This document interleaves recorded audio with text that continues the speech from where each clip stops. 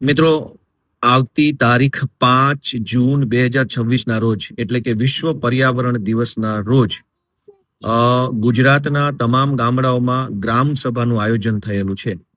એટલે તમારા ગામની અંદર જિલ્લા કક્ષાના અધિકારીઓ આવશે, ગામના વિવિધ મુદ્દાઓ, વિવિધ પ્રશ્નો બાબતે ચર્ચા કરશે અને એ ચર્ચાના અંતે જે કાંઈ કરવા જેવી કામગીરી હશે એનો નિર્ણય કરવામાં આવશે.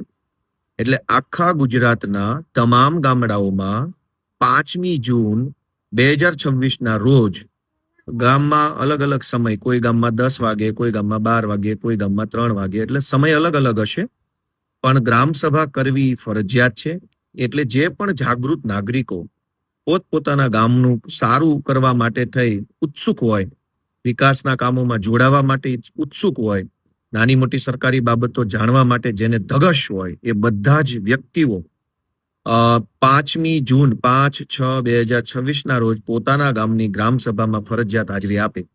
તમારા ગામની ગ્રામ સભા ક્યારે છે એ જાણવા માટે તમે તમારા ગામની પંચાયતનો સંપર્ક કરી શકો, તલાટી મંત્રી અથવા સરપંચ સાહેબ શ્રી અથવા તાલુકા વિકાસ અધિકારી TDO કચેરીનો પણ સંપર્ક કરી શકાય, અથવા ચૂંટાયેલા સભ્યો હોય એનો પણ સંપર્ક કરી શકાય.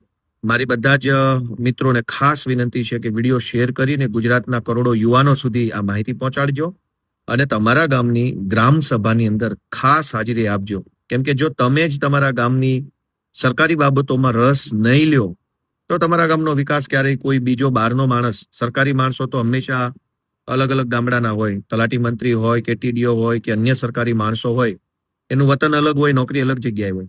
ગામનો વ્યક્તિ જો ગામના વિકાસમાં રસ ન લે તો સરકારી માણસોના ભરોસે કોઈ વિકાસ થઈ જાય એવું જરૂરી નથી.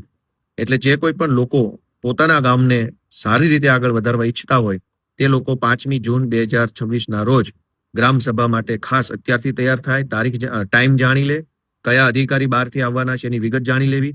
જો અધિકારી હાજર ન રહે તો કોઈ પણ ગામનો કોઈ પણ વ્યક્તિ એને ટેલિફોન કરી અને ગ્રામ સભામાં જલ્દી હાજર થવા માટે ફોન કરી શકે છે. ગ્રામ સભામાં ગામને કોઈ પણ જ્ઞાતિનો કોઈ પણ વ્યક્તિ જઈ શકે છે.